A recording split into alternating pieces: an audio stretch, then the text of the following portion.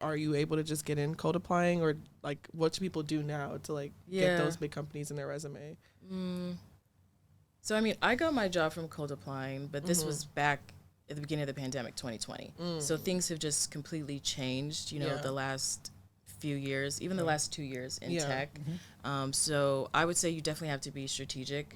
I'm not saying it's impossible to get a role off of cold applying, but you should be leveraging in-person events so you can get in front of C-suite execs or hiring managers, or focusing on your brand presence, whether that's through YouTube, or GitHub portfolio, or regularly posting on LinkedIn talking about what you're learning about or what you want to do in the industry. And even for me, having been a hiring manager, I would remember looking at resumes and, there would be someone with, CISSP or, CCSP and all these certs and, degrees.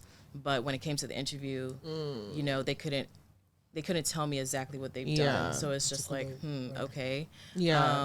Or it's just like, how are you different? And that's a whole nother conversation, I guess, for the certs and exams, because I know people who have cheated their way to get certs. So it's kind of just like, okay, you have this cert, but you can't really articulate the technical things in the interview.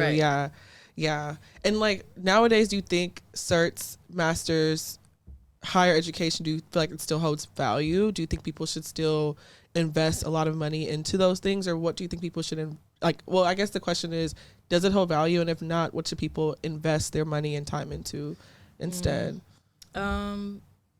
I personally love learning, and just like acquiring knowledge, but you don't have to go the traditional routes and get a degree to get knowledge.